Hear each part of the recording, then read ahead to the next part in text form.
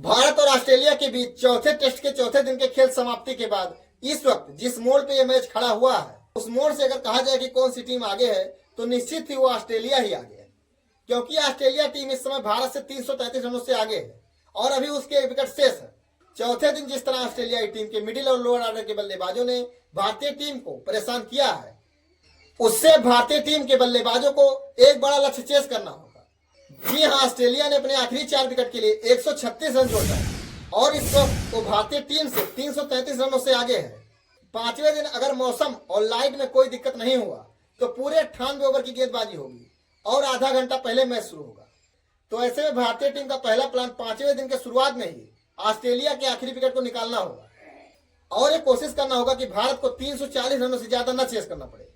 सब मिला जुला के देखा जाए तो अगर भारतीय गेंदबाज कल ऑस्ट्रेलिया के आखिरी विकेट जल्दी लेने में कामयाब हो गए तो लगभग भारतीय टीम को 90 ओवर बल्लेबाजी करने को मिलेगा और 90 ओवर में 340-42 रन अगर चेस करने हो तो कोई बहुत बड़ी बात नहीं है, क्योंकि एमसीजी का जो पिच इस वक्त खेल रहा है उस हिसाब से उस पिच पे ना उस तरीके के शार्प स्पिन है और ना ही उस तरीके का स्विंग, क्योंकि पिच पर जब 5वां दिन शुरू होता है तो उस पर लगभग स्विंग खत्म ही होती है, सिर्फ स्पिन की संभावनाएं रहती है। किंतु आज चौथे दिन के आखिरी ओवर के आखिरी गेंद तक उस तरीके का स्पिन नहीं दिखाई दिया जो भारतीय बल्लेबाजों को परेशान कर सके। तो ऐसे में भारतीय बल्लेबाजों को 90 ओवरों में 340 से 45 यानी देखा जाए तो लगभग 3.8-3.9 रन पर ओवर के हिसाब से रन बनाने होंगे। इसके लिए भारतीय बल्लेबाजों को एक सटीक प्लान के साथ आना होगा। जी हाँ, भारत के 2 ओपनर रोहित शर्मा और यशस्वी जायसवाल में किसी एक को डिफेंसिव होकर आखिरी तक खड़े रहने की कोशिश करनी होगी और एक को ताबड़तोड़ शॉट खेलने होंगे। हालांकि शुरुआती 1 घंटा दोनों आराम से खेल सकते हैं, उसके बाद किसी एक को तो अटैक करना ही होगा, क्योंकि जब तक भारतीय बल्लेबाज डिफेंसिव सोच के साथ खेलेंगे तब तक ऑस्ट्रेलिया उन पर हावी रहेगी। और मुझे लगता है कि डिफेंसिव रोल में रोहित शर्मा जबकि अटैकिंग रोल में यशस्वी जायसवाल को होना चाहिए, क्योंकि भारत के शुरुआती 5 बल्लेबाज में किसी 2 को शतक लगाना होगा तभी ये रन चेस संभव है।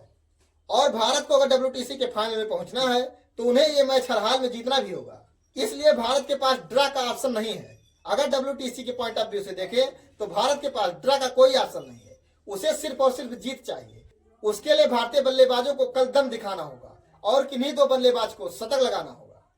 अगर दोनों ओपनर में कोई एक 50-55 ओवर तक खड़ा रह गया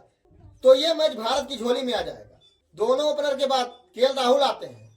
जो इस सीरीज में काफी शानदार लय में दिख रहे हैं, तो जिस तरीके से बल्लेबाजी कर रहे हैं उन्हें सेम उसी तरीके से बल्लेबाजी करने देना चाहिए। लेकिन उसके बाद आते हैं विराट कोहली, जिन्हें कल डिफेंसिव माइंडसेट छोड़ के अटैकिंग रुख अख्तियार करना होगा, क्योंकि ऑस्ट्रेलियाई गेंदबाज उनके ऊपर चढ़ के गेंदबाजी कर रहे हैं। तो ऐसे में विराट कोहली जब तक अटैक करेंगे नहीं, ऑस्ट्रेलियाई गेंदबाजों का लाइन और लेंथ डिस्टर्ब नहीं कर पाएंगे। और अगर विराट कोहली अटैक करके ऑस्ट्रेलियाई गेंदबाजों का लाइन लेंथ खराब करने में कामयाब हो गए तो फिर ऑस्ट्रेलिया से ये मैच काफी दूर चला जाएगा। मतलब सब मिला जुला के देखा जाए तो अगर ये मैच जीतना है और सब मिला जुला के अगर देखा जाए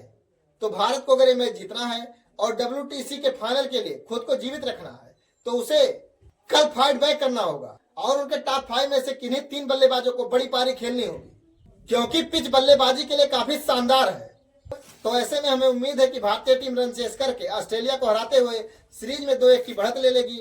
और WTC के फाइनल में पहुंचने की अपने उम्मीदों को जिंदा रखेगी। आपके हिसाब से कल का परिणाम क्या होने वाला है कमेंट बॉक्स में जरूर बताएं और अगर वीडियो पसंद आए तो वीडियो को लाइक, चैनल को सब्सक्राइब और बेल आइकन को प्रेस करना ना भूलें। मिलते हैं आपसे जल्दी, तब तक के लिए जय हिंद।